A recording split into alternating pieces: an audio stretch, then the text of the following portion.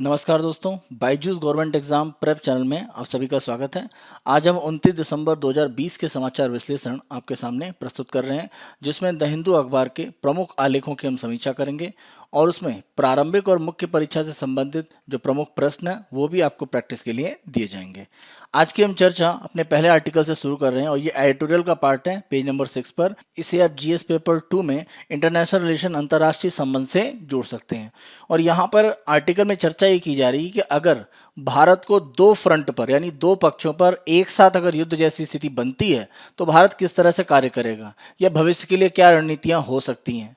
तो अगर हम देखें तो पिछले अगर हम 5-6 महीने के समय देखें तो पाकिस्तान के साथ जो हमारा सीमा विवाद है वहां पर स्थितियां और ज़्यादा खराब हुई हैं और चीन के साथ जो लद्दाख में विवाद है वो एक तरह से कह सकते हैं ये काफ़ी एक्सट्रीम लेवल पर चला गया था। तो इस तरह की स्थिति अगर हम देखें तो चीन और पाकिस्तान के साथ दो फ्रंट पर एक तरह से हमारी लड़ाई बन रही है। तो इस तरह का अगर दो फ्रंट हमारे साथ खुलता है किसी भी तरह से संघर्ष में, तो ऐसी स्थिति में भारत क्या करेगा या किस तरह से हमारे पास विकल्प होंगे, उसी संबंध में हमारी चर्चा है। अगर हम दो पक्षीय युद्ध में देखेंगे, चीन और पाकिस्तान दोनों भारत के साथ मुकाबले में हैं। ऐसी स्थिति के बारे में जो कल्पना है वो सेना अवश्य करती रही है और उसने राजनीतिक नेतृत्व को इसके बारे में बताया भी है। लेकिन जो हमारा राजनीतिक नेतृत्व है वो ये मानता है कि सेना अगर इस तरह की बात कहती है कि एक ही समय में दो तरफ युद्ध हो सकते हैं या ऐसी संभावनाएं भविष्य में हो सकती हैं, तो ये सेना के द्वारा अधिक संसाधन और अधिक कोष एक तरह से प्राप्त करने का प्रयास होता है। राजनीतिक नेतृत्व के द्वारा महत्व न दिए जाने के कारण ये जो एक तरह का विकल्प है कि दो पक्षीय युद्ध या दो पक्षीय संघर्ष हो सकता है, उसको बहुत ज्यादा भारत में वरीयता प्राप्त नहीं हुई। चीन ने कभी भी भारत और पाकिस्तान के जो युद्ध जैसी स्थिति रही है, चाहे 65 की बात करें 71 की बात करें, उसमें सीधा कभी भी कोई सैन्य रूप में मदद पाकिस्तान को नहीं दी है। तो ऐसी स्थिति में दो पक्षीय संघर्ष भारत के साथ शुरू हो पाएगा, इसकी संभावनाएं कम है। और जहां तक भारत के लिए प्रमुख खतरे की बात करें तो हमेशा यह माना गया है कि जो हमारे रणनीतिकार हैं, जो स्ट्रेटेजिक एनालिसिस करते हैं, उनका यह मानना है कि पाकिस्तान हमारे लिए प्रमुख एक तरह से खतरा है और वहीं से हमारे लिए सुरक्षा संबंधी खतरा है और वहीं पर हमें अपना ध्यान केंद्रित रखना चाहिए। ये एक बड़ा कारण रहा कि दो पक्षीय युद्ध के बारे में हम बहुत ज़्यादा एक तरह से सीरियसली कभी हमने विचार नहीं किया।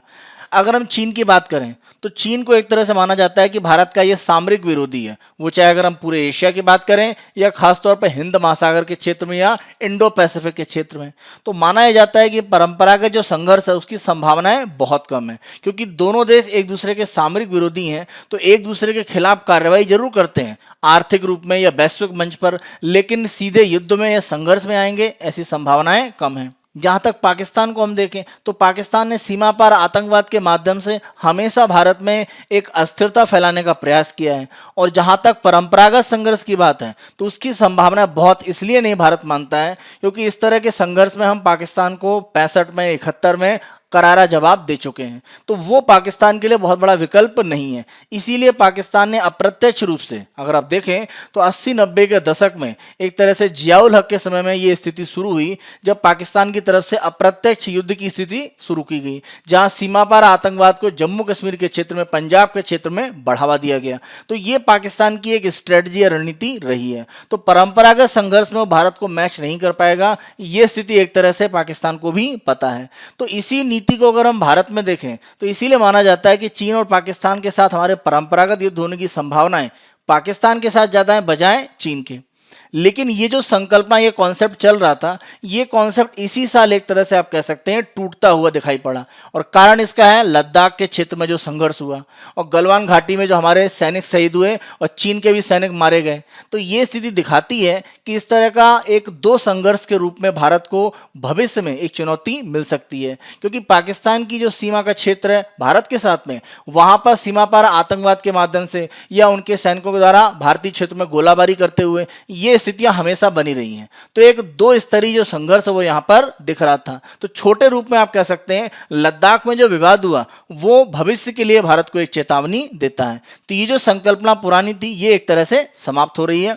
और अगर हम 2007 से 19 के बीच में देखें तो पाकिस्तान की तरफ से युद्ध विराम का उल्लंघन 4 गुना बढ़ा दिया गया है। तो उसकी कोशिश यह है कि वो युद्ध विराम को एक तरह से तोड़ते हुए, यानी हमारे सैन्य ठिकानों पर गोलाबारी करते हुए या उसके द्वारा फायरिंग करना सीमा क्षेत्र पर, या आतंकवादियों को भेजना, तो ये प्रयास उसने बढ़ाए हैं। क्योंकि परंपरागत युद्ध में उसको लगता है कि बहुत ज्यादा भारत के साथ में नहीं उलझना चाहता, लेकिन ये स्थिति चीन को एक तरह से सहज लगती है। अगर हम सैन्य रूप में देखें तो भारत और चीन की क्षमताओं में एक थोड़ा अंतर दिखता है। तो यहां पर पड़ला थोड़ा सा चीन का भारी जरूर दिखता है, लेकिन भारत भी बहुत कम स्थिति में नहीं है।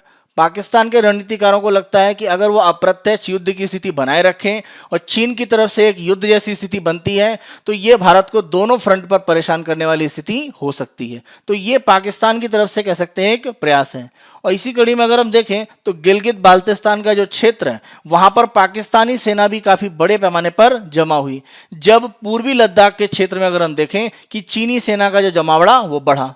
तो ये स्थिति दिखा रही है कि पाकिस्तान कहीं ना कहीं लद्दाख क्षेत्र में चीन के द्वारा किसी भी तरह की आक्रामक गतिविधि का एक तरह से भारतीय क्षेत्र में अपने सेना के माध्यम से भी एक जवाबी कार्रवाई करने के लिए तैयारी कर रहा था। तो यह स्थिति दिखाती है कि दो फ्रंट पर युद्ध एक तरह से संघर्ष के रूप में भविष्य में जरूर हो सकता है। तो इस तरह की संभावना से अब इनकार नहीं किया जा सकता है। चीन की तरफ से अगर हम सामरिक रूप से देखें तो उसने हमेशा पाकिस्तान का उपयोग भारत को दक्षिण एशिया में या एशिया के क्षेत्र में कहें या वैश्विक स्तर पर संतुलित करने के एक साधन के रूप में उपयोग किया है। तो जो भी पाकिस्तान को आर्थिक, सामरिक या सैन्य मदद देता है चीन, उसका मेन उद्देश्य है कि दक्षिण एशिया के क्षेत्र में भारत की जो स्थिति मजबूत है उसको कमजोर करने का वो प्रयास करे। इस तरह का प्रयास चीन के द्वारा हमेशा किया जाता रहेगा, क्योंकि इसकी संभावना हमेशा उसे पाकिस्तान में दिखती है। और जहां तक पाकिस्तान में हम देखें तो चीन की जो सामरिक सोच है और जो पाकिस्तान की वो लगभग मिलती जुलती है, तो इसीलिए दोनों के बीच में सहयोग की संभावनाएं भी काफी ज्यादा हैं। और इसका परिणाम आप देख सकते हैं कि वर्तमान में जो चीन का हथियार पाकिस्तान में पहुंच रहा है आयात के रूप में, वो लगभग 73% हो चुका है। पाकिस्तान में कुल मिला के जो भी सैन्य सामग्री उपयोग की जा रही है उसका लगभग 73% चीन से आ रहा है। इसी के साथ साथ दोनों देश की जो सेनाएं चीन और पाकिस्तान की वो संयुक्त तो सैन्य अभ्यास करती हैं, जैसे शाहीन जो युद्ध अभ्यास किया जाता है। तो इसके द्वारा प्रयास यह है कि दोनों सेनाएं आपस में मिलकर सहयोग करके किसी भी तरह की कार्रवाई में भाग ले सकें। तो ये भी भविष्य के एक तरह से द्विपक्षीय संघर्ष को एक तरह से इंगित करता है। तो इसको एक तरह से हमें देखने की आवश्यकता है। ये सब कारण कहीं ना कहीं बताते हैं कि भारत को भविष्य के लिए दो मोर्चे पर जो खतरा है उसके लिए अपने आप को तैयार रहना होगा। और ये एक विवेकपूर्ण निर्णय होगा अगर हम द्विपक्षीय संघर्ष के लिए अपनी सेना को तैयार करें। अगर इस तरह के खतरे को हम स्वीकार करते हैं तो हमारी सेना को एक तरह से देखना पड़ेगा कि वास्तविक रूप में ये खतरा है कैसा, इसका विश्लेषण करना पड़ेगा और इससे मुकाबला करने के लिए किस तरह की क्षमताओं का निर्माण किया जाना है वो हमें देखना पड़ेगा। द्विपक्षीय संघर्ष में हमें ध्यान रखें कि चीन की तरफ से अगर उत्तरी क्षेत्र में यानी लद्दाख से लगते हुए क्षेत्र में अगर किसी तरह का सैन्य संघर्ष बढ़ाया जाता है तो पाकिस्तान इसका एक तरह से जम्मू कश्मीर के क्षेत्र में और पंजाब के क्षेत्र में आतंकवादी गतिविधियां या कह सकते हैं जो भी एक तरह से अवैध जो नशीले पदार्थ हैं उनका जो व्यापार है उसको बढ़ाने का अवैध रूप से प्रयास कर सकता है। तो ये स्थितियां पाकिस्तान के लिए बहुत ज्यादा सुविधाजनक होंगी अगर चीन की तरफ से उत्तरी भाग में किसी भी तरह का सैन्य संघर्ष शुरू होता है। द्विपक्षीय संघर्ष में पाकिस्तान की तरफ से अप्रत्यक्ष रूप से ही भारत पर एक तरह से हमले का प्रयास किया जाएगा, वो प्रत्यक्ष रूप में सामने नहीं आएगा, क्योंकि प्रत्यक्ष रूप में वो भारत को चीन के साथ एक तरह से युद्ध में देखना चाहता है। तो इस तरह की नीतियों के लिए हमें भविष्य की रणनीति बनाकर रखनी पड़ेगी। पाकिस्तान को लगता है कि परंपरागत युद्ध होगा तो उसमें भारत से उसे ज्यादा जोखिम है, ज्यादा नुकसान है, और उसके स्थान पर अगर वो अप्रत्यक्ष रूप से आतंकवाद के माध्यम से या अन्य तरीके से भारत से संघर्ष में रहता है तो उसमें वो लाभ की स्थिति में अपने आप को पाता है। इसीलिए परंपरागत युद्ध में पाकिस्तान अब भारत के साथ जाने के लिए बहुत अधिक तैयार नहीं है। और सीमा पर आतंकवाद और निम्न स्तर का युद्ध यानी छोटे स्तर पर एक कोई मिलिट्री स्ट्राइक करना, इस तरह के हमले के बारे में पाकिस्तान जरूर सोच सकता है, लेकिन परंपरागत पूर्ण युद्ध की बात करें तो ये संभावनाएं पाकिस्तान के साथ बहुत कम है, क्योंकि वहां पर पाकिस्तान के लिए जोखिम ज्यादा है। भारत के समक्ष अगर दुविधा देखें तो दो रूप में है। पहली दुविधा अगर हम देखें कि अगर द्विपक्षीय युद्ध होता है तो ऐसी स्थिति में भारत को संतुलित रूप में युद्ध करने के लिए आवश्यक यह है कि भारतीय वायुसेना की जो स्क्वाड्रन वर्तमान में जितनी है उसका दोगुना हमें आवश्यकता होगी। यानी जितने फाइटर प्लेन अभी हमारे पास हैं उसके दोगुना की हमें आवश्यकता पड़ सकती है। अब ये आवश्यकता पूरी करना हमारे लिए बहुत व्यवहारिक नहीं है और नई क्षमता के स्तर पर इतना निर्माण कर पाना आसान है। तो इसीलिए दोनों मोर्चों पर स्वतंत्र रूप से हम युद्ध लड़ सकें ये संभावनाएं उतनी आसान नहीं दिखती हैं अगर हम संसाधन के रूप में, सैन्य रूप में अपनी स्थितियों को मजबूत भविष्य में करने की बात करें। दूसरी दुविधा हमारी ये है कि अगर हमने पश्चिमी फ्रंट पर यानी पाकिस्तान से लगती जो हमारी सीमा जम्मू कश्मीर के साथ में है, लद्दाख के साथ में, पंजाब के साथ में है, वहां पर अगर हमने अपनी सैन्य उपस्थिति को कम किया तो इसका एक दूसरा नुकसान क्या होगा कि पाकिस्तान हाइब्रिड युद्ध, देखिए हाइब्रिड युद्ध का मतलब है कि आतंकवादियों को भेजकर या नशीले पदार्थ को बढ़ाकर, तो इस तरह के जो अप्रत्यक्ष युद्ध की स्थिति है यानी सशस्त्र संघर्ष भी चलाना और अप्रत्यक्ष रूप से आतंकवादियों के माध्यम से भारत में अस्थिरता पैदा करना, तो ये हाइब्रिड एक तरह से युद्ध स्थिति कहलाती है। तो पाकिस्तान उसको तेज कर सकता है क्योंकि हमारी सेना का जो दबाव है वो पश्चिमी हम फ्रंट पर कम करेंगे, क्योंकि उत्तरी फ्रंट पर जो चीन के साथ में है वहां पर हमें सेना एक तरह से बढ़ाने की जरूरत रहेगी। अगर दो पक्ष का युद्ध होता है तो एक भी जगह अगर हम संतुलन को घटाते हैं तो ये हमारे लिए खतरनाक है। अगर हम पश्चिमी फ्रंट पर यानी पाकिस्तान के साथ जो हमारी सीमा है वहां पर सैन्य दबाव बढ़ाते हैं तो चीन के साथ हमारा जो उत्तरी एक तरह क्षेत्र है और उत्तरी पूर्वी क्षेत्र है वहां पर एक तरह से स्थिति हमारे लिए अनुकूल नहीं होंगी। तो हमारे लिए किसी भी एक जगह पर दबाव बढ़ाना और एक जगह कम करना ये घातक हो सकता है।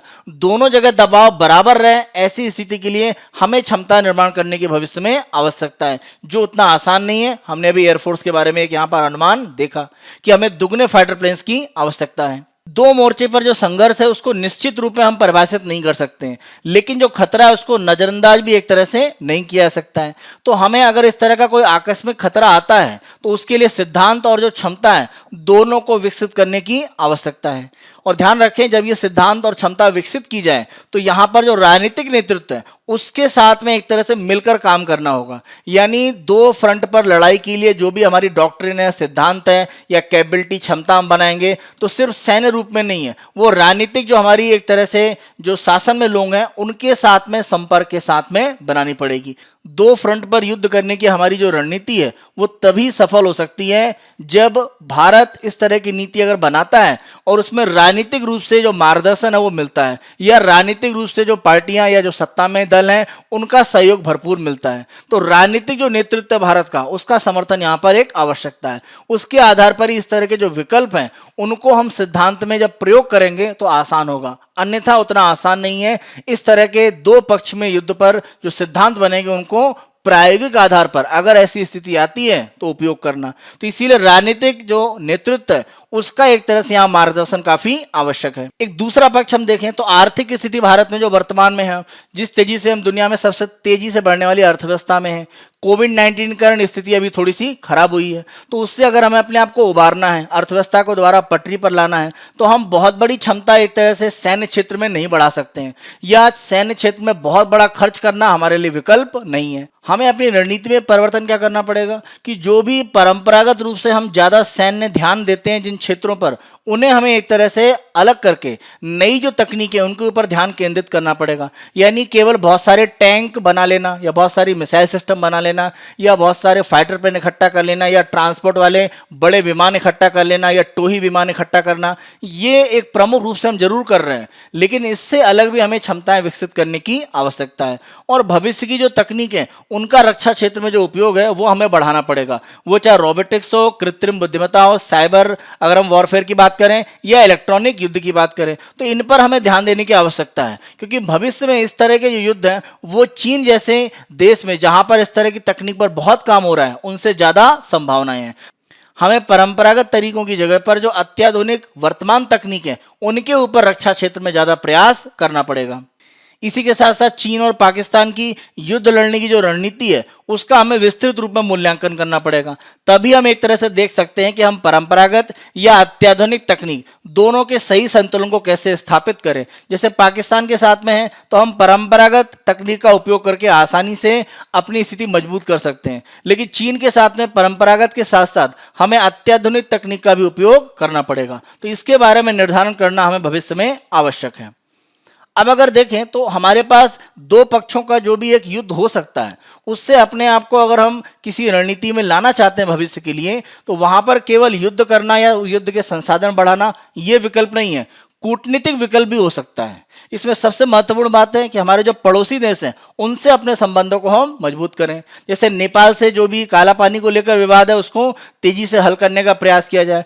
बांग्लादेश के साथ में बराक नदी या अन्य तरह के जल नदी जो विवाद हैं उनको तेजी से हल किया जाए। श्रीलंका में जो भी वर्तमान सरकार राजपक्षे बंधुओं की है उनके साथ अपने संपर्क को और ज़्यादा बढ़ाएं और ख़ास तौर पर कोशिश ये करनी है कि वहाँ पर जो चीन का प्रभाव है उसको न्यूनतम किया जाए। मालदीव के साथ हमारे संबंधों में सुधार हुआ है, म्यांमार के साथ संबंध भी हमारे सुधरे हैं, भूटान के साथ हमारे संबंध पुराने रूप से प्रगाढ़ रहे हैं। तो हमें पड़ोसी देशों पर फोकस करने की जरूरत है, क्योंकि कोई भी इस तरह की द्विपक्षीय युद्ध की स्थिति में पड़ोसी देश हमारे लिए एक महत्वपूर्ण समर्थन प्रदान कर सकते हैं। तो सैन्य समर्थन जरूर नहीं, लेकिन एक अप्रत्यक्ष रूप से जो समर्थन है वो हमको यहाँ से मिलता है।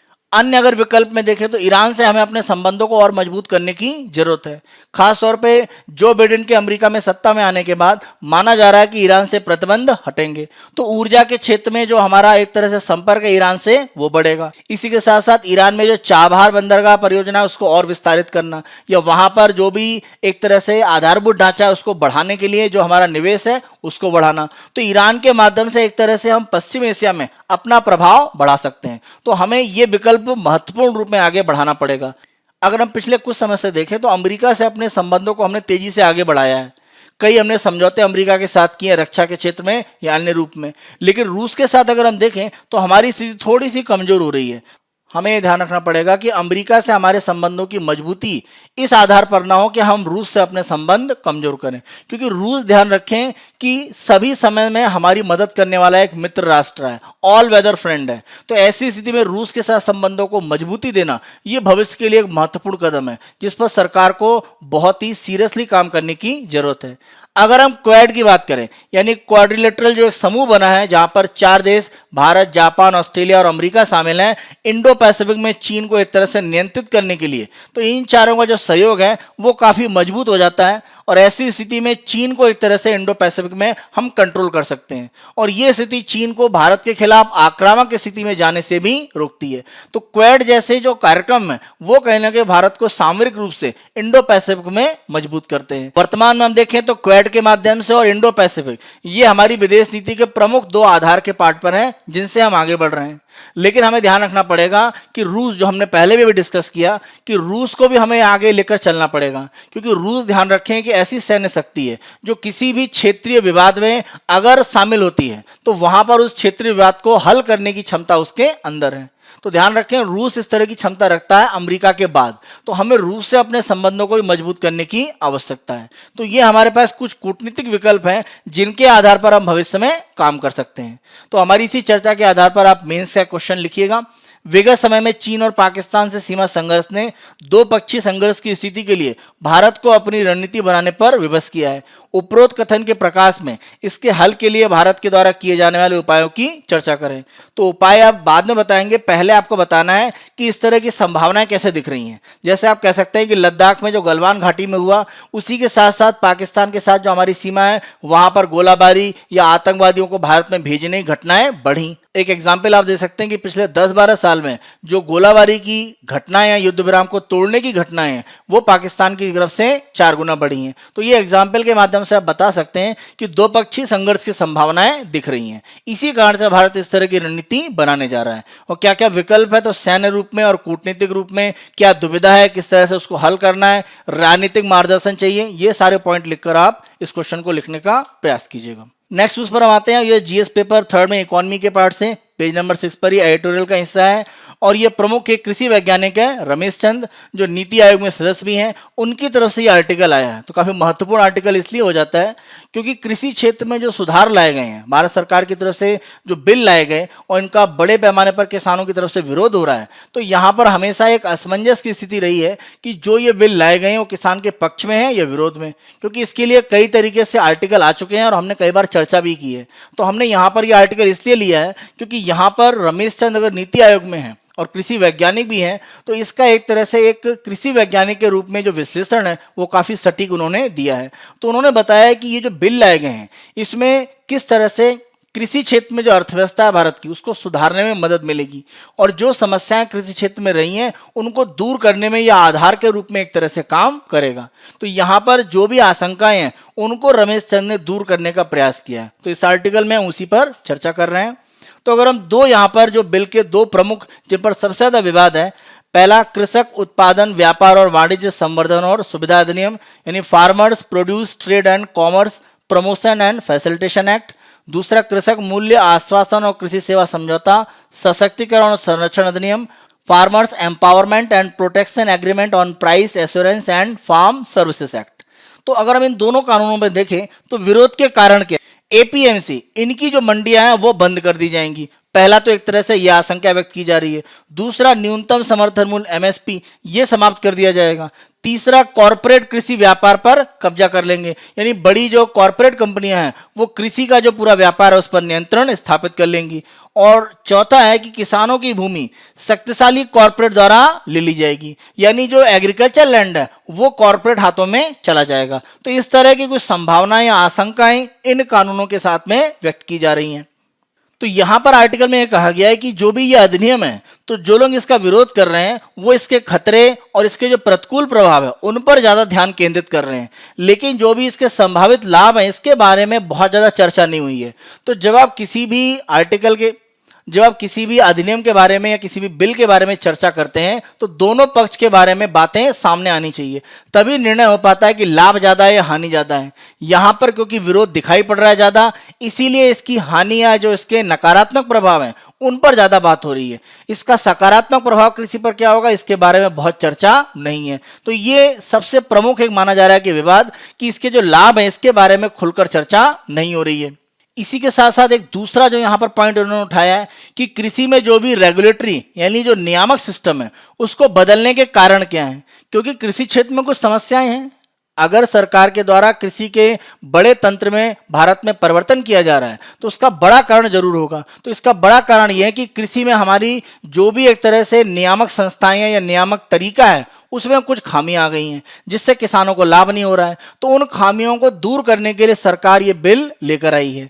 तो जो लाभ है पहली बार तो उन पर डिस्कशन नहीं हो रहा है, और दूसरा पक्ष ये है कि जो भी एक तरह से कारण है जिस कारण से सुधार लाए गए हैं उन कारणों पर ध्यान नहीं दिया जा रहा है जो कि कृषि की प्रमुख समस्याएं हैं। तो उस कारण क्या है जो कृषि सुधार बिल लाया गया, उसके अगर हम प्रमुख कारण देखें तो पहला कारण यह है कि किसान की अगर हम कृषि आय की बात करें और कृषि से अलग जो गैर कृषि श्रमिक हैं उनकी आय के बीच का जो अंतर है, यानी एग्रीकल्चर में कोई काम कर रहा है व्यक्ति और एग्रीकल्चर से बाहर मान लीजिए कहीं और काम कर रहा है, दोनों की आमदनी में जो अंतर है, अगर हम 93-94 से 2011-12 के बीच में देखें तो 93-94 में 25,398 रुपए था और 2011-12 में यह बढ़कर 1.42 लाख रुपए हो गया। तो आप अंदाजा लगाइए जो अंतर 25,000 रुपए से कुछ ज्यादा था वो लगभग 1,40,000 के ऊपर चला गया। तो ये अंतर बढ़ता गया है। इसका मतलब कृषि क्षेत्र में जितना लाभ मिलना चाहिए था किसानों को वो नहीं मिला है, अन्य क्षेत्रों में लाभ मिल रहा है, इसीलिए जो गैप है वो बढ़ रहा है।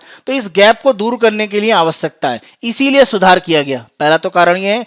एक दूसरा कारण ये है कि जो भी यहाँ पर कृषि की वस्तुएं हैं उनके मूल्य काफी कम बाजार में कभी कभी हो जाते हैं और ऐसी स्थिति में किसानों को लाभ नहीं होता है। तो कुछ ऐसा नियम बनाया जाए कि किसानों को उनकी जो भी लागत है उससे थोड़ा सा बढ़कर मूल्य मिल पाए। तो ये स्थिति इस बिल से लाई जा रही है। तो अगर कीमतें बहुत कम हो जाती हैं तो होता क्या है कि लाभ किसानों को नहीं मिलता है। और दूसरा एक स्थिति ध्यान रखें कि भारत में जो सकल खाद्य मांग है उसमें कमी आई है और इसी कारण से जो कृषि वस्तु उनका जो निर्यात है वो बढ़ा है। अगर ऐसी स्थिति आ रही है कि उत्पादन ज्यादा हो रहा है, मूल्य घटे हुए हैं और अच्छे मूल्य लेने के लिए जो भी कृषि वस्तुओं के व्यापारी हैं वो बाहर निर्यात कर रहे हैं, तो क्यों नहीं भारत के बाजार की समस्याओं को दूर किया जाए। तो निर्यात करना, उससे लाभ कमाना बजाय उसके कि भारत का जो घरेलू क्षेत्र है वहां पर किसानों को लाभ हो पाए, वो स्थितियां पैदा की जाएं। यानी अगर उत्पादन बहुत बंपर हो रहा है तब भी किसानों को अच्छा मूल्य मिल पाए, इस तरह की गारंटी जैसे कॉन्ट्रैक्ट फार्मिंग के माध्यम से की जा रही है तो वो सुनिश्चित किया जा रहा है। होता यह है कि 2-3 साल में कभी कभार बहुत तेजी से मूल्य बढ़ते हैं जब फसल उत्पादन कम होता है, और अगले साल जब फसल उत्पादन बंपर हो गया तो मूल्य बहुत नीचे आ जाता है। तो किसानों को लागत तो लगभग उतनी पड़ती है लेकिन उनको लाभ की स्थिति 2-3-4 साल में एक बार आती है या बहुत लंबे समय तक नहीं आती है। तो ये स्थिति बदलना चाहती है सरकार कॉन्ट्रैक्ट फार्मिंग से। तो ये एक बड़ा कारण यहां पर माना गया। अगर हम वर्तमान में देखें तो 60 लाख टन लगभग चीनी, लगभग 72 मिलियन टन अगर हम बफर में देखें तो गेहूं और चावल के भंडार हमारे यहाँ रखे हुए हैं। ये जो स्टॉक भंडार के रूप में भारत सरकार ने बनाया हुआ है, ये सरकार के खजाने पर एक तरह से खर्चा है, क्योंकि इसको प्रबंधित करना सरकार के लिए अलग से एक खर्च होता है। इसका सीधे तौर पर कोई उपयोग हो नहीं रहा है। जो भी राशन की दुकानों पर सरकार सस्ता करके अनाज या चीनी उपलब्ध करा रही है, उसके बाद ये बफर स्टॉक बचा हुआ है। तो अगर सरकारी खरीद बहुत ज्यादा हो रही है, तो इसका एक तरह से सरकार को उसको मैनेज करने में जो राजस्व में खर्चा है वो बढ़ता है। तो वो स्थिति हमें सुधारनी है। यानी अगर निजी क्षेत्र ज्यादा इस तरह की खरीद करे, किसानों को मूल्य भी अच्छा मिले और एक तरह से निजी क्षेत्र खरीदे, दोनों हो पाए, तो ऐसी स्थिति में सरकार को जो खरीदना पड़ता है एमएसपी पर, वो स्थिति घटेगी। तो यही एक तरह से कृषि सुधार बिल के माध्यम से किया जा रहा है कि निजी क्षेत्र इस तरह की खरीद ज्यादा करें और अच्छे मूल्य पर, जिससे किसानों को भी लाभ हो और जो कृषि व्यापारी हैं उनको भी लाभ हो। तो ये स्थिति इन बिलों के माध्यम से लाने का प्रयास है। भारत में जो कृषि वस्तुओं का आयात है, उसको बढ़ाना उतना आसान नहीं है। जैसे अभी हमने बात करी कृषि का जो उत्पाद है उसका निर्यात, लेकिन वो निर्यात कब हो रहा है? जब बम्पर प्रोडक्शन हो रहा है, यानी भारत में मूल्य बहुत घट जा रहा है, तब निर्यात किया जाता है। जैसे हम प्याज देखें तो प्याज का एक्सपोर्ट भी हम करते हैं, लेकिन कभी कभी ऐसी स्थिति आ जाती है कि हमें बाहर से प्याज का आयात भी करना पड़ता है। तो ये स्थिति अगर बन रही है तो कृषि का निर्यात लगातार बढ़ता रहे, ऐसी स्थिति नहीं है। इसको सरकार एक तरह से लाना चाहती है। जो भी व्यापारी हैं वो बाहर के बाजार से खरीद कर और भारतीय बाजार में, क्योंकि वो सामान महंगा है, तो थोड़ा सस्ता बेचकर लाभ कमा रहे हैं। तो ये एक तरह से क्या है, आयात को बढ़ा रहा है, ना कि निर्यात को। तो ये भी हमें कृषि क्षेत्र में देखने की आवश्यकता है। इसके लिए भी कृषि सुधार करने की जरूरत थी। अगर हम कृषि क्षेत्र में देखें तो ग्रामीण युवाओं में कृषि से बाहर नौकरियां तलाश करने की परंपरा बढ़ी है और ग्रामीण इलाकों में बेरोजगारी की जो गंभीर समस्या है वो बढ़ती जा रही है, क्योंकि कृषि बहुत बड़े व्यापारिक लाभ के रूप में नहीं देखा जाता है। तो कृषि को एक व्यवसाय के रूप में जो ग्रामीण क्षेत्र में लोग हैं वो भी नहीं अपनाना चाहते हैं। अगर हम नई युवा पीढ़ी की बात करें, वो ग्रामीण क्षेत्र से बाहर जाकर रोजगार करना पसंद करते हैं। तो अगर कृषि को हम लाभकारी बनाएंगे तो ये जो ग्रामीण क्षेत्र से पलायन है इसको हम रोक सकते हैं और ये ग्रामीण क्षेत्र की अर्थव्यवस्था को विकसित करने में मदद करेगा। उत्पादकों की बात करें या उपभोक्ताओं की, दोनों को एक तरह से हानि होती है। आप प्याज का एक सिंपल से एग्जांपल ले सकते हैं। जैसा अभी हमने बात करी कि कुछ ऐसे वर्ष होते हैं जब प्याज के मूल्य बहुत ज़्यादा बढ़ जाते हैं, तो ऐसी स्थिति में उत्पादकों को तो बहुत लाभ है, लेकिन उपभोक्ता को नुकसान है। और कभी कभी प्याज का इतना बम्पर उत्पादन होता है कि मूल्य बहुत घट जाते हैं, तो उत्पादकों को हानि होती है, उपभोक्ताओं को लाभ हो जाता है। तो इस तरह की जो स्थिति बनती रहती है, इसको नियंत्रित करने के लिए कृषि में सुधार करने की जरूरत थी। वर्तमान स्थिति में क्या है, किसानों को अगर अपने कृषि उत्पाद पर अच्छा मूल्य लेना है तो उनको एमएसपी न्यूनतम समर्थन मूल्य के माध्यम से ही प्राप्त होता है। तो अगर उनको उनकी लागत से ज्यादा मूल्य लेना है तो केवल एमएसपी एक रास्ता है, अन्य विकल्प क्यों नहीं है? तो सरकार यहाँ पर अन्य विकल्प भी खोलना चाहती है। जैसे कॉन्ट्रैक्ट फार्मिंग की बात करें, कॉन्ट्रैक्ट फार्मिंग को खोलकर एक तरह से जो भी लागत है उससे ऊपर के मूल्य पर कृषि उत्पाद बाजार में एक तरह से बेचे जाएंगे। तो ऐसी स्थिति में किसानों को भी लाभ होगा। अभी किसान एमएसपी पर तभी प्राप्त कर रहा है जब वो एपीएमसी के मंडी में पहुंच रहा है या सरकारी जो आपकी खरीद है वहां जा रहा है। तो ये स्थिति बदलने की जरूरत है, क्योंकि एमएसपी पर आधारित केवल किसान को अगर मूल्य मिलेगा तो ये बहुत ज्यादा लंबे समय तक नहीं चल सकता है, क्योंकि सरकार इस तरह की जो एमएसपी की व्यवस्था है बहुत लंबे समय से सस्टेन नहीं कर सकती है। ध्यान रखें, इस तरह के एमएसपी का जो समर्थन अपने किसानों को देते हैं ये डब्ल्यूटीओ में भी विवादित है। तो ये स्थिति सरकार धीरे धीरे पूर्णतः समाप्त नहीं करना चाहती, लेकिन जिनको इसका एमएसपी का लाभ मिलना चाहिए वहां तक पहुंचे। जिनको लाभ मिलना चाहिए वहां तक नहीं पहुंच रहा है। कुछ विशेष फसलों और विशेष क्षेत्रों तक ये सीमित है। इस व्यवस्था को भारत सरकार एमएसपी में थोड़ा बदलना चाहती है। जो भी कृषि का उत्पादन है और जो बाजार है वो अगले चरण में नहीं जा रहा है, यानी उत्पादन और जो बाजार है कृषि का वो इस तरह से डेवलप हो कि आधुनिक जो आवश्यकता है उनके अनुसार वो आगे बढ़े। अभी भी इस तरह के जो बाजार है पुरानी परंपराओं पर चल रहे हैं। तो नए तरीके से आधुनिक रूप में जो बाजार है और कृषि व्यवस्था है वो लाने की जरूरत है। इसके लिए कृषि में सुधार करना आवश्यक था। भारत सरकार के द्वारा कृषि क्षेत्र में अलग अलग प्रकार की सब्सिडी दी जाती है, वो चाहे खाद की हम बात करें, बिजली की बात करें या जो सिंचाई की व्यवस्था है उस पर हम देखें, ये छूट दी जाती है। ये उत्पादन में एक तरह से मदद करती है और जब उत्पादन के बाद फसल बाजार में पहुंचती है तो एमएसपी के माध्यम से सरकार मूल्य का समर्थन देती है, यानी न्यूनतम समर्थन मूल्य। तो हर स्थिति में कृषि क्षेत्र में सरकार ही एक तरह से मदद कर रही है। तो यहाँ पर जो निजी क्षेत्र जो समर्थ है उसको आगे लाने की जरूरत है। तो इसीलिए सरकार के द्वारा ये सुधार किए गए हैं। अगर हम केंद्र सरकार को देखें तो शुद्ध हमारा जो राजस्व प्राप्ति है वो जीडीपी का 9% से लगभग कम है। अगर ऐसा होगा कि किसानों को केवल एमएसपी के माध्यम से उनकी उपज का पारिश्रमिक मूल्य मिलेगा। तो ऐसी स्थिति में होगा क्या कि सरकार एक तरह से जो भी सब्सिडी देती है और जो भी एक तरह से लागत आ रही है उनकी भरपाई करने में अपना सारा राजस्व समाप्त कर देगी। यानी जो यहाँ पर वर्तमान में कृषि सुधार बिल का विरोध करने वाले जो प्रदर्शनकारी हैं उनकी जो मांग है कि एमएसपी को एक तरह से निश्चित किया जाए, तो अगर सभी वस्तुओं के लिए एमएसपी की एक व्यवस्था को हम बना देते हैं तो ऐसी स्थिति में सरकार क्या होगा कि एमएसपी पर एक तरह से खरीद करने में ही उसका जो अधिकतम राजस्व वो खर्च होगा। तो ये स्थिति देश के अगर हम राजकोषीय व्यवस्था के लिए देखें, राजस्व व्यवस्था के लिए देखें तो बहुत अच्छी नहीं है। सरकार के अगर खजाने के स्वास्थ्य की बात करें तो उसके लिए खतरनाक स्थिति है। तो केवल एमएसपी पर आधारित पूरी व्यवस्था बनी रहे और केवल सरकार जिम्मेदार हो, ये एक तरह से संभव नहीं है। तो इसमें कुछ परिवर्तन करने की जरूरत है जिससे एमएसपी व्यवस्था भी रहे और किसानों को एक तरह से जो निजी क्षेत्र है उसके माध्यम से बाजार मूल्य अच्छे मिल पाए। किसानों को अगर पारिश्रमिक मूल्य हमें देना है, यानी जो उनकी लागत है उससे बढ़कर उन्हें लाभ मिल पाए, तो इसके लिए जरूरत यह है कि जो उपज है उसकी बिक्री को हम सुनिश्चित करें। तो केवल एपीएमसी मंडी नहीं, अगर एपीएमसी के बाहर मंडियां हैं तो वहां भी बेचने के लिए, तो अगर नई मंडियां एपीएमसी के बाहर बढ़ेंगी तो बिक्री करने के लिए किसानों को क्या है, विकल्प बढ़ेगा और ये एक तरह से जो उपज है उसकी बिक्री को सुनिश्चित करेगा।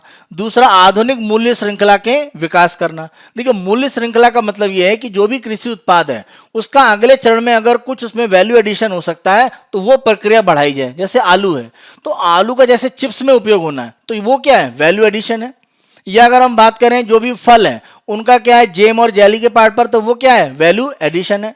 या जो फूड प्रोसेसिंग, खाद्य प्रसंस्करण है, तो ये जो आपका है वो मूल्य संवर्धन के साथ में जुड़ा हुआ है। तो मूल्य संवर्धन के लिए हमें फूड प्रोसेसिंग, खाद्य प्रसंस्करण बढ़ाना पड़ेगा और ये अगर बढ़ेगा तो हमें कहीं ना कहीं जो कृषि उत्पाद है उसकी खरीद है वो सुनिश्चित करनी पड़ेगी। क्योंकि अगर मान लीजिए कोई जेम और जेली की फैक्ट्री लगी हुई है तो अगर वहां पर फल या अन्य उत्पाद समय पर नहीं पहुंचेंगे तो ये कैसे काम करेगा। तो कॉन्ट्रैक्ट फार्मिंग यहां पर एक जरूरत पड़ती है। तो अगर हम व्यापारिक आधार पर कृषि धीरे धीरे बढ़ाना चाहते हैं तो इस तरह की कॉन्ट्रैक्ट फार्मिंग लाने की हमें आवश्यकता है। अगर कृषि क्षेत्र में निर्यात और प्रसंस्करण, फूड प्रोसेसिंग बढ़ेगी तो इसके माध्यम से जो ग्रामीण अर्थव्यवस्था है उसका पुनरुद्धार भी हो सकता है। क्योंकि ग्रामीण क्षेत्र से ही एक तरह से जो भी खाद्य प्रसंस्करण की इकाई है उनका कच्चा माल आएगा, वो चाहे सब्जियां हो या हम फल की बात करें। तो ऐसी स्थिति में ग्रामीण अर्थव्यवस्थाएं आगे बढ़ेंगी, रोजगार के नए संसाधन पैदा होंगे। जहां पर उत्पादन हो रहा है उसी के पास मान लीजिए फूड प्रोसेसिंग का केंद्र भी लगा है तो ये एक तरह से ग्रामीण क्षेत्र में रोजगार बढ़ाएगा, इससे निर्यात की संभावनाएं भी बढ़ेंगी। तो एक संपूर्ण रूप में आप देखें कृषि क्षेत्र में बड़ी संभावना भविष्य के लिए बनती हैं। यहाँ एक तथ्य आपको बहुत अच्छे समझने की जरूरत है कि जब हम एपीएमसी मंडियों की बात करते हैं और एमएसपी का भुगतान की बात करते हैं तो ये आपस में जुड़े हुए ऐसा नहीं है। इसका एग्जाम्पल आप देखें तो हम पंजाब का एग्जाम्पल लेते हैं, क्योंकि पंजाब के किसान बड़े पैमाने पर यहाँ पर प्रदर्शन में शामिल हैं बिलों के खिलाफ। धान, गेहूं और कपास के अलावा जितनी भी वस्तुएं हैं, क्योंकि इन तीन फसलों पर तो एपीएमसी में एमएसपी का मूल्य मिल रहा है, लेकिन इनके अलावा जो वस्तुएं हैं अगर वो पंजाब में एपीएमसी के मंडी में जा रही हैं तो एमएसपी, न्यूनतम समर्थन मूल्य से नीचे बिक रही हैं। तो अगर ऐसा है कि एपीएमसी के अंदर एमएसपी या उससे ज्यादा पर ही हम सामान को बेच सकते हैं, अगर ऐसा होता तो पंजाब में केवल गेहूं, धान और कपास पर ही क्यों लागू होता, ये सभी वस्तुओं पर होना चाहिए। क्योंकि सरकार तो 23 अलग अलग वस्तुओं के लिए एमएसपी डिक्लेयर करती है, तो ऐसा क्यों नहीं है? क्योंकि एपीएमसी का एमएसपी के साथ में कोई सीधा संपर्क नहीं है। ये जो यहां पर एक जोड़ा गया एपीएमसी के माध्यम से एमएसपी सुनिश्चित होगा, ये तथ्य गलत है। तो ये हमें ध्यान देने की जरूरत है। एमएसपी के लिए आवश्यक क्या है? एक ही आवश्यकता है कि उसको सामान को सरकार खरीदे, क्योंकि जो एमएसपी का पार्ट है वो भारत सरकार दे रही है। तो एमएसपी तभी होगा जब सरकार एक तरह से खरीदती है, तो वो एपीएमसी के मंडी में भी हो सकता है और एपीएमसी मंडी के बाहर भी। तो अगर एपीएमसी से बाहर मंडियां बनती हैं तो वहां पर भी सरकार एमएसपी पर खरीद कर सकती है। तो ये जो कहा जा रहा है कि एपीएमसी मंडी से अलग मंडी बनेगी तो एमएसपी पर सरकार खरीद नहीं पाएगी, ये गलत तथ्य है। तो ये एक तरह से हमें देखने की जरूरत है कि ये गलत तथ्य फैलाया जा रहा है। जहां तक एपीएमसी के बंद होने की बात है कि अगर नई मंडियां निजी क्षेत्र बनाएगा तो एपीएमसी मंडियां समाप्त हो जाएंगी, तो एपीएमसी मंडियों के लिए खतरा क्या है? राज्यों के द्वारा इन मंडियों पर अतिरिक्त शुल्क लगाकर जो राजस्व उत्पादन किया जाता है वो इनके लिए सबसे बड़ा खतरा है। क्योंकि अगर आप ज्यादा राजस्व सरकारों को देंगे तो एपीएमसी मंडी का लाभ कम होगा, लाभ नहीं होगा तो मंडी में आप सुधार नहीं करेंगे, सुविधाएं नहीं देंगे किसानों को। तो अगर निजी क्षेत्र में सुविधाएं मिलेंगी और अच्छा मूल्य मिलेगा तो एपीएमसी मंडियां धीरे धीरे अपने आप ही कमजोर होंगी। तो इसको कमजोर करने में राज्यों का योगदान होगा। राज्य चाहे तो एपीएमसी मंडियों को निजी मंडियों की तरह ही मजबूत रखें। तो अगर प्रतिस्पर्धा मंडियों में बढ़ेगी एपीएमसी और निजी क्षेत्र की, तो मंडी में सुविधाएं और मूल्य ये अच्छे मिलेंगे। ये कृषि क्षेत्र के विकास के लिए आवश्यक है। इस एक्ट में अगर हम देखें तो एक और व्यवस्था जिसको लेकर बहुत ज्यादा विवाद है कि अगर कोई कृषि वस्तुओं में व्यापार करना चाहता है तो केवल पैन कार्ड अगर उसके पास है तो वो व्यापार करने के लिए अधिकृत हो जाएगा। तो इसका विरोध किया जा रहा है कि केवल पैन कार्ड क्यों रखा गया है। देखिए, पैन कार्ड की एक आवश्यकता इसलिए बनाई गई है कि ग्रामीण क्षेत्र में अगर मान लीजिए कोई युवा है, वो कृषि वस्तुओं के व्यापार करना चाहता है, अगर उसके पास पैन कार्ड है तो वो इस तरह का व्यापार कर सकता है। तो अभी क्या है कि कृषि वस्तुओं के व्यापार में कुछ विशेष तौर पर कुछ कृषि व्यापारी या आढ़ती वही लगे हुए हैं। तो ये जो एक तरह का कह सकते हैं पूरी मोनोपोली है, इसको सरकार तोड़ना चाहती है। यानी ग्रामीण क्षेत्र में कृषि वस्तुओं के व्यापार में ग्रामीण क्षेत्र के लोग हैं वही शामिल हों जो इसके लिए एक तरह से उपयुक्त है। तो अगर उनके पास पैन कार्ड है तो कोई भी व्यक्ति कृषि के व्यापार में शामिल हो सकता है। तो कृषि व्यापार को और लोगों तक फैलाने के लिए ये सरकार के द्वारा एक आसान शर्त रखी गई है। तो इसके माध्यम से आप समझ सकते हैं कि जो कृषि व्यापार में लंबे समय से एकाधिकार बना के रखे हुए उनका एकाधिकार टूटेगा और इसीलिए उनके द्वारा बड़े पैमाने पर इसका विरोध किया जा रहा है। तो पैन कार्ड की यह शर्त केवल कृषि व्यापार में लोगों के आसानी से पहुंचने और ग्रामीण क्षेत्र से कृषि व्यापार में लोगों की संभावनाओं को बढ़ाने के लिए व्यवस्था रखी गई है। तो ये पुराने कृषि व्यापार में जो संलग्न लोग हैं उनकी मोनोपोली को तोड़ने का एक प्रमुख तरीका है, इसीलिए बड़े पैमाने पर इसका विरोध हो रहा है। कॉन्ट्रैक्ट फार्मिंग अगर लाई गई है तो उद्देश्य यह है कि कॉन्ट्रैक्ट फार्मिंग में जो भी फसल है उसका जो मूल्य है, जो क्वालिटी है, उसके संबंध में एक समझौता रहेगा। तो किसानों को उत्पादन होना और बाजार में पहुंचे उसके पहले ही एक अनुबंध के माध्यम से एक निश्चित जो आमदनी है वो प्राप्त होगी। तो खासतौर पर ये जो अधिनियम है ये इच्छुक किसान यानी जो छोटे किसान है उनको बाजार और मूल्य जोखिम के खिलाफ काम करने के लिए प्रेरित कर रहा है। यानी अभी तक क्या है कि जो बड़े किसान हैं वो इस तरह के काम कर रहे थे। तो ध्यान रखें, कॉन्ट्रैक्ट फार्मिंग पहले भी थी लेकिन ऑफिशियल या लीगल आधार पर नहीं थी, एक तरह से कह सकते हैं नॉन फॉर्मल तरीके से चल रही थी। उसको सरकार ने कानूनी रूप दे दिया है। तो ऐसी स्थिति में जो छोटे किसान हैं वो एक तरह से जोखिम उठाकर इस तरह का जो कृषि में व्यापार है उसमें कॉन्ट्रैक्ट फार्मिंग में जा सकते हैं। तो उनको निश्चित आमदनी होने की संभावनाएं भी बढ़ेंगी। तो ध्यान रखें, बाजार और कम मूल्य की चिंता किए बिना उन्हें उच्च मूल्य वाली जो फसलें हैं उसमें खेती करने के लिए वो प्रेरित होंगे।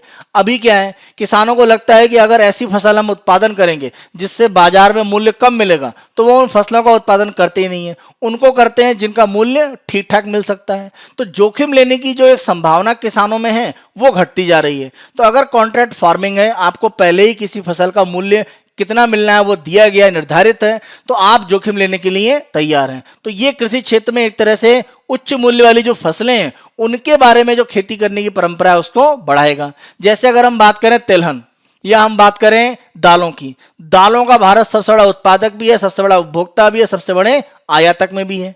तो ये स्थिति भारत के लिए काफी चिंताजनक है। दालों के उत्पादन में कृषि क्षेत्र में बड़ा विस्तार नहीं हुआ। तो ये स्थिति बनाती है कि अगर कॉन्ट्रैक्ट फार्मिंग बढ़ेगी तो इस तरह के जो उत्पाद है जो कृषि क्षेत्र में ज्यादा उत्पादित नहीं हो रहे हैं, खासतौर पर दालें जैसे हम देखें, उनका उत्पादन हम बढ़ा पाएंगे। ध्यान रखिए, जो कॉन्ट्रैक्ट फार्मिंग है यहाँ पर कॉन्ट्रैक्ट स्वैच्छिक है। आप जब चाहें इस समझौते से अपने आप को अलग कर सकते हैं। तो समझौता एक निश्चित समय अवधि के लिए है और उसके अंदर समय सीमा दिया गया कि कब आप समझौते से बाहर जा सकते हैं। तो ऐसा नहीं है कि कॉन्ट्रैक्ट साइन करने का मतलब आप जीवन पर्यंत उसके लिए बंध गए हैं। तो स्वैच्छिक का वॉलंटरी आधार पर है। तो ये जो कहा जा रहा है कि कॉन्ट्रैक्ट फार्मिंग आएगी किसानों को नुकसान होगा, तो ये स्थिति उतनी नहीं है जितना बताया जा रहा है। इसी के साथ साथ इस तरह के जो कॉन्ट्रैक्ट हैं इसमें किसान की जो जमीन है, जो उसका क्षेत्र है, उसकी बिक्री करना, पट्टे पर लेना, कृषि भूमि के आधार पर ऋण प्राप्त करना, ये सब एक तरह से तथ्य हैं वो कृषि समझौते पर नहीं शामिल है। इनमें प्रतिबंध लगा हुआ है। यानी आप ऐसा कॉन्ट्रैक्ट नहीं कर सकते हैं जिसमें किसान की जो जमीन है उसको एक तरह से आप गिरवी रख लें, इस तरह की स्थितियां नहीं है, या उसको लीज पर आप ले लें। तो इस तरह की जो परंपराएं हैं वो प्रतिबंधित है कॉन्ट्रैक्ट फार्मिंग में। तो ये कृषि क्षेत्र में जो भी कृषि जमीन है उसको संरक्षित करने का भी एक प्रयास है। तो ये कॉन्ट्रैक्ट फार्मिंग का कह सकते हैं सकारात्मक पक्ष है जो दिख रहा है। जो भी उपभोक्ता कॉन्ट्रैक्ट फार्मिंग में जाएगा तो उसको अधिनियम में जो लाभ है वो मिल पाएंगे, यानी फसलों का विविधीकरण बढ़ेगा। अगर आपकी फसल की क्वालिटी बहुत अच्छी है तो आपको प्रीमियम यानी जो उच्च गुणवत्ता का मूल्य है वो मिल सकता है। इसी के साथ साथ निर्यात और उत्पादन की जो प्रत्यक्ष बिक्री है उसको बढ़ावा मिलेगा, यानी जो भी उत्पादन हो रहा है, अभी बड़ी संख्या में उत्पादन है वो बाजार में पहुंच नहीं पाता है, भंडारण की व्यवस्था नहीं है। तो उत्पादन के बाद अपना जो उत्पाद है उसको आप भंडार करके रखें, और जो भी कंपनी कॉन्ट्रैक्ट फार्मिंग में आपके साथ जुड़ी हुई है वो बाद में भंडार गृह से उसको उठाएगी। तो इस तरह की व्यवस्था अगर बढ़ेगी तो कृषि क्षेत्र में जो व्यापारीकरण की स्थिति है वो धीरे धीरे बढ़ेगी, और ये किसानों को एक तरह से उचित मूल्य प्राप्त करने के लिए एक अच्छा विकल्प उपलब्ध कराएगी। तो कॉन्ट्रैक्ट फार्मिंग के माध्यम से आप देखें तो नई तरह की पूंजी और नए तरह का जो नॉलेज है वो एग्रीकल्चर सेक्टर में आएगा, और ये मूल्य श्रृंखला जो वैल्यू एडिशन की चेन है वो एग्रीकल्चर में एक तरह से मजबूत करेगा। इससे किसानों की आमदनी बढ़ने की संभावनाएं हैं। तो इसी चर्चा के आधार पर आप मेंस का क्वेश्चन लिखिएगा। वर्तमान कृषि सुधार कानूनों में प्रमुख विवादित मुद्दे कृषि क्षेत्र में सकारात्मक परिवर्तन लाएंगे। तो जो सकारात्मक परिवर्तन की हमने बात करी है, एपीएमसी हो चाहे एमएसपी की बात हो या कॉन्ट्रैक्ट फार्मिंग की बात है, उनको एक तरह से अलग अलग पैराग्राफ में आप डिस्कस करेंगे।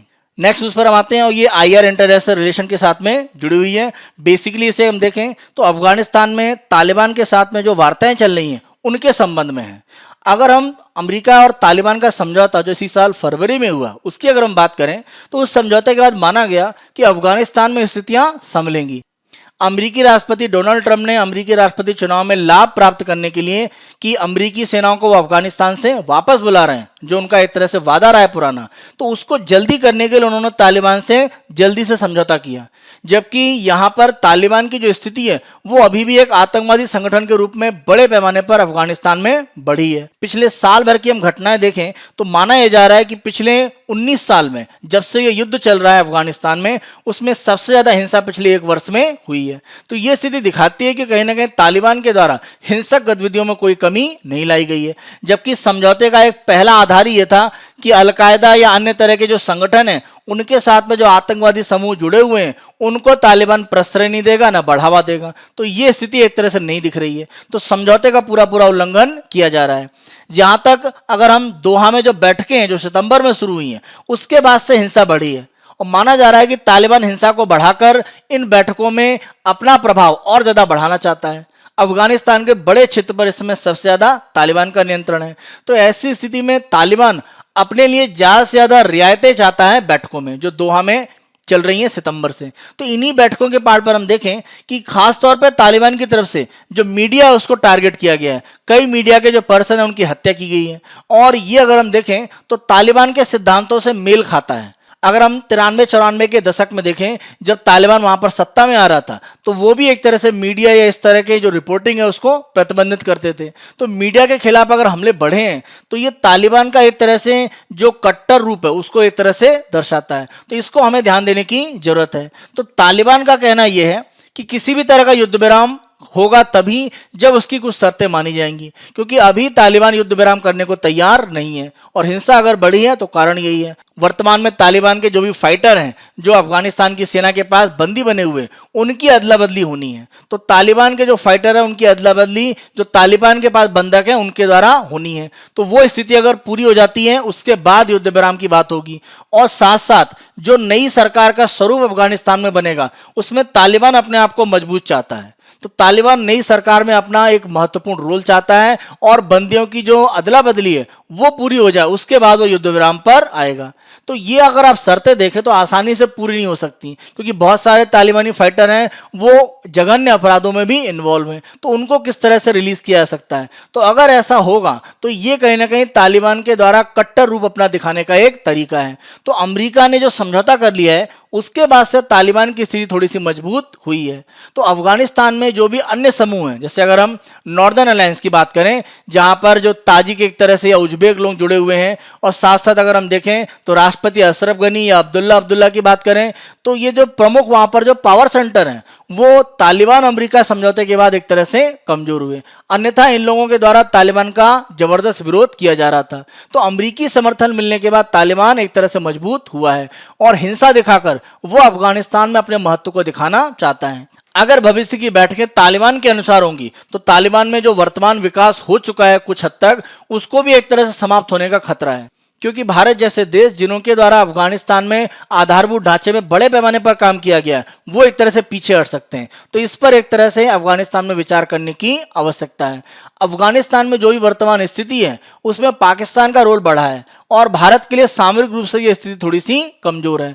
तालिबान ने भारत की तरफ भी एक तरह से एक राजनीतिक रूप से समर्थन प्राप्त करने के लिए जरूर पहल की है, लेकिन जो उसका कट्टरपंथी रूप है, जो कठोर रूप है, जो उग्रवाद को वो समर्थन देता है, अगर उससे हटेगा तभी भारत तालिबान को अपना समर्थन देगा। अगर भविष्य में हिंसा की घटनाएं कम होती हैं तो उम्मीद की जा सकती है कि तालिबान के माध्यम से जो भी एक तरह से यहां पर शांति स्थापित करने का अफगानिस्तान में प्रयास है वो सफल हो सकता है। अगर हिंसा बढ़ती रहेगी तो इन बैठकों से अब्दुल्ला, अशरफ गनी, ताजिक, उज्बेक या अन्य जो समूह हैं वो अपने आप को धीरे धीरे अलग कर लेंगे, तो अफगानिस्तान पुनः एक तरह से संकट की स्थिति में जा सकता है। तो जो बिडेन के आने के बाद माना जा रहा है कि अमेरिका की तरफ से जो प्रयास हैं वो नए सिरे से शायद किए जा सकते हैं। तो जिस तेजी से और अचानक समझौता किया गया था तालिबान से, वो स्थिति को जो बिडेन के आने के बाद कुछ संतुलन मिलेगा। तो ये एक पक्ष मजबूत माना जा रहा है जिसके आधार पर तालिबान को वार्ता टेबल पर थोड़ा लाया जा सकता है और हिंसा जैसी गतिविधियां या युद्ध विराम की जो शर्त है उसको पहले लागू कराया जा सकता है। अगर ऐसा होगा तो अफगानिस्तान में जो भविष्य की वार्ताएं हैं वो अफगानिस्तान के विकास में सकारात्मक योगदान दे पाएंगी। नेक्स्ट उस पर आते हैं पेज नंबर 7 के पार्ट पर। ये जीएस पेपर 2 पॉलिटी से आपका राज्य व्यवस्था से संबंधित है। Granting bail is the rule. इस आर्टिकल के माध्यम से जमानत की जो प्रक्रिया है भारत में उस पर एक तरह से यहाँ पर चर्चा की गई है। तो जमानत अगर हम देखें तो सुप्रीम कोर्ट के द्वारा यह कहा गया है कि किसी व्यक्ति को जमानत देना यह सामान्य एक तरह से क्रम होना चाहिए अदालत में, और किसी भी व्यक्ति को जो अपराधी के रूप में उस पर ट्रायल किया जा रहा है उसको जेल में भेजना ये एक तरह से क्या एक्सेप्शन यानी एक अपवाद के रूप में होना चाहिए। तो आप इसी एक वाक्य को सुप्रीम कोर्ट का ध्यान रखें कि जमानत एक क्या है, एक आवश्यक तथ्य है और जेल में भेजना एक विकल्प होना चाहिए। लेकिन स्थितियां उलट रही हैं, लोगों को जेल में ज्यादा डाला जा रहा है और जमानत की स्थिति आसानी से उनको मिल नहीं पा रही है। तो ये कारण ये है कि जमानत की जो संभावनाएं हैं उनको लेकर जो भी हमारे यहाँ नियम कानून है उसमें कुछ समस्याएं दिखती हैं। तो इसी आधार पर आर्टिकल में चर्चा की गई है। तो जमानत के अगर कानून में आप सुधार करना चाहते हैं तो हमारी आपराधिक न्याय प्रणाली में दो पक्षों पर हमें एक तरह से संबोधन करना पड़ेगा। पहला, न्यायिक विवेक। न्यायिक विवेक का मतलब जो भी न्यायाधीश इस तरह का निर्णय कर रहा है उसके विवेक को एक तरह से देखने की आवश्यकता है। तो जो भी न्याय प्रक्रिया में जो निर्णय देने वाले हैं वो किस तरह से जमानत के निर्णय देते हैं या उसको किस तरह से स्वीकार करते हैं वो एक तरह से एक प्रमुख हिस्सा हो सकता है। और दूसरा, मौद्रिक जमानत बॉन्ड, यानी कुछ बॉन्ड के आधार पर या कभी कभी निजी बॉन्ड के आधार पर जमानत दी जाती है, तो वो स्थितियां आपकी बनती हैं। तो ये दो तथ्य हैं जिनके आधार पर जमानत की प्रक्रिया एक तरह से बनती है। अगर हम न्यायिक विवेक की बात करें तो इससे हम एक तरह से जुडिशियल डिस्क्रेशन कह सकते हैं। तो जो भी न्यायिक प्रक्रिया में निर्णय देने वाला है उसके विवेक पर एक तरह से जमानत का जो निर्णय है वो आधारित होता है। जैसा अभी हमने चर्चा करी तो सुप्रीम कोर्ट का निर्णय यही है कि जमानत नियम है, जेल अपवाद है। तो अगर इसके आधार पर हम चलें तो अधिकांश केस में जमानत की स्थिति बनती है। जमानत का जो प्राथमिक उद्देश्य है कि जो अभियुक्त व्यक्ति है वो जांच के साथ जो भी अनुपालन है उसको सुनिश्चित करे और गिरफ्तारी के बाद अगर वो रिहा होता है तो मुकदमे में उपस्थित होने की जो प्रक्रिया उसमें वो लगातार शामिल हो। ये जमानत को एक तरह से देने का एक सिद्धांत माना जाता है।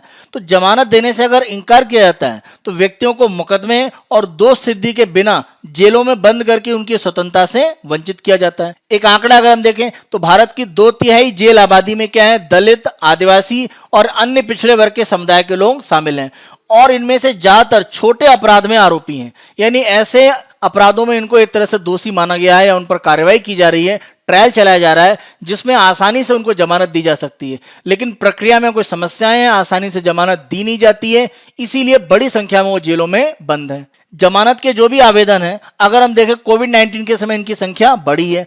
इसका कारण क्या है? पहला तो यही कि अदालतों को बंद रखा गया, अदालतें जो बंद चल रही थी, और दूसरा पुलिस द्वारा मामूली अपराध के लिए भी गिरफ्तारी में वृद्धि हुई है।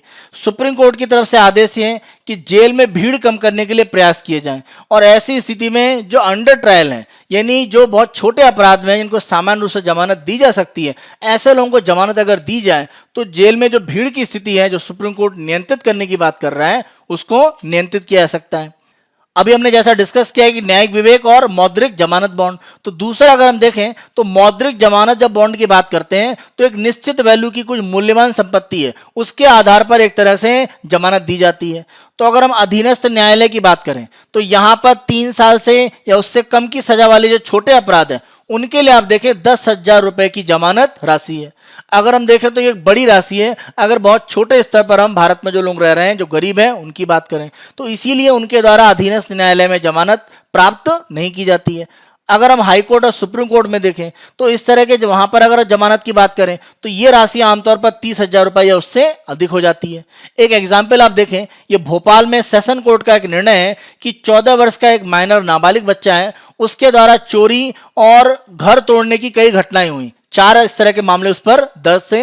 अब अगर उसे जमानत मिलनी है तो भोपाल सेशन कोर्ट ने उस पर 2 लाख के बॉन्ड का एक रकम निर्धारित की। तो इतना अगर वो एक तरह से बॉन्ड की रकम चुकाएगा तब उसको जमानत मिल सकती है।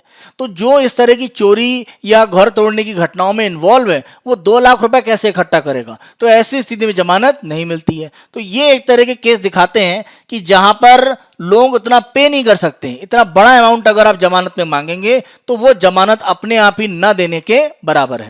आय का अगर आप पैमाना देखें तो हमारी जनसंख्या का जो बड़ा हिस्सा है वो अल्प आय के साथ एक तरह भूमिहीन है, यानी उनके पास कृषि भूमि भी नहीं है या अन्य तरह की भूमि नहीं है, और साथ साथ उनके पास जो आमदनी है वो भी कम है। तो ये हमारी जनसंख्या का बहुत बड़ा हिस्सा है। तो अगर हम एक अनुसंधान देखें जो अजीम प्रेमजी विश्वविद्यालय ने किया है, उनका यह कहना है कि 57% भारतीय प्रति माह 10,000 रुपए से कम कमाते हैं। तो ऐसी स्थिति में अधीनस्थ न्यायालय की 10,000 की जमानत राशि वो कैसे दे पाएंगे अगर वो जमानत के लिए किसी भी अपराध में मान लीजिए जाते हैं। एक दूसरा देखें तो सामाजिक आर्थिक जो जाति जनगणना है वो ये कहती है कि ग्रामीण जो भूमिहीनता है वो 57% है, यानी ग्रामीण क्षेत्र में 57% व्यक्ति हैं वो भूमिहीन है। तो ये स्थिति और ज्यादा चिंताजनक बन जाती है। तो जमानत के बिना जो व्यक्तिगत बॉन्ड है यानी अपनी गारंटी पर जमानत, जबकि कानून में ये प्रक्रिया शामिल है, यानी अगर आप एक तरह से व्यक्तिगत बॉन्ड यानी अपनी खुद की जमानत लें उसके आधार पर आप जमानत प्राप्त कर सकते हैं, लेकिन यह प्रक्रिया कानून में होने के बाद भी इसका प्रयोग बहुत कम किया जाता है। 1978 का मोतीराम बनाम मध्य प्रदेश राज्य का जो केस है जिसमें सुप्रीम कोर्ट के जो न्यायाधीश हैं न्यायमूर्ति वी.आर. कृष्णा अय्यर, उनके द्वारा यह कहा गया कि अगर जमानत की राशि काफी ज्यादा है तो ये एक तरह से मानवाधिकार का एक मुद्दा बन जाता है। तो इसको अगर हम मानवाधिकार के एक मुद्दे के रूप में लें तो स्थितियां जमानत को लेकर आसान हो सकती हैं। यानी जब आप बात करते हैं कि बहुत गरीब व्यक्ति है और उसके लिए अगर आप जमानत की राशि बहुत ज्यादा निर्धारित करते हैं तो ये कहीं ना कहीं उसके मानवाधिकार का उल्लंघन है। तो ये आधार एक तरह से वी.आर. कृष्णा अय्यर के जजमेंट पे 1978 में मोतीराम केस में आया था। इसी को अगर आधार बनाकर न्यायालय आगे काम करें तो कहीं ना कहीं जो उच्च राशि जमानत की उसको कम किया जा सकता है या निजी जमानत बॉन्ड के आधार पर भी जमानत दी जा सकती है। तो इस प्रक्रिया को अगर अपनाया जाए तो भारत में जमानत के लिए जो समस्याएं हैं वो दूर की जा सकती हैं और जेल में अंडर ट्रायल जो बंद है उनकी संख्या भी घट सकती है। तो जेल का जो पूरा हमारा माहौल है उसको परिवर्तित करने में जमानत की प्रक्रिया की जो तेजी है वो एक बड़ा योगदान कर सकती है।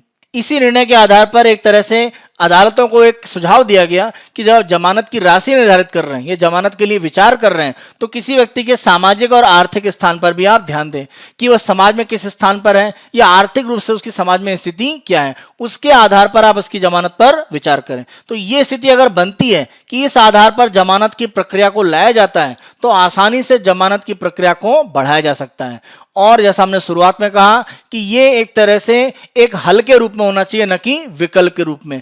जमानत देने पर ज्यादा विचार होना चाहिए बजाय किसी को बिना जमानत के रखना। तो इस रूप में अगर हमारी कानूनी प्रक्रिया चलेगी तो जमानत की जो प्रक्रिया है भारत में उसमें कुछ सुधार हो सकता है। आगे हमारे प्रीलिम्स की कुछ न्यूज देखते हैं। तो यहां पर अगर हम देखें तो घोघला बीच के संबंध में दीव में एक न्यूज आई है जहां पर राष्ट्रपति के द्वारा एक तरह से विजिट करते हुए वहां पर जॉगिंग करते हुए उन्होंने एक वीडियो शेयर किया है। तो यहां पर घोघला बीच के संबंध में हम आपको प्री की न्यूज दे रहे हैं। तो ध्यान रखें जब हम घोघला बीच की बात करें तो अभी इसी अक्टूबर के पार्ट पर भारत के 8 समुद्री जो बीच हैं उनको ब्लू फ्लैग एक तरह से जो प्रमाणन है वो दे दिया गया है। तो ब्लू फ्लैग अगर हम बीच की बात करें सबसे ज्यादा स्पेन में है और ये 1985 में फ्रांस में इसकी शुरुआत हुई और 87 से आधिकारिक रूप से शुरू किया गया।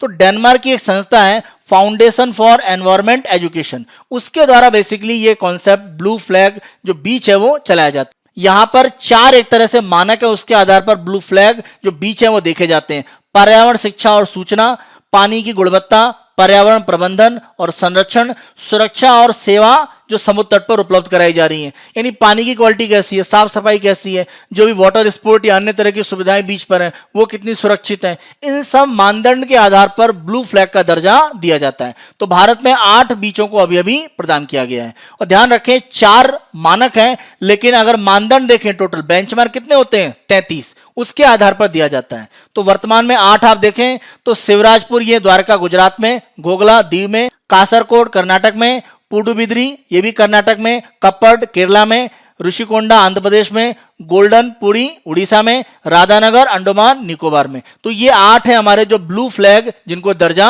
दिया गया है। इसी के संबंध में हमारा प्री का क्वेश्चन यहां पर है कि आपको समुद्री तट यानी जो बीच है और जो क्षेत्र है उनका मिलान करना है। शिवराजपुर यहां पर आपका दिया गया द्वारका में, बिल्कुल सही है। घोघला की बात करें द्वीप में, ये भी आपका सही है।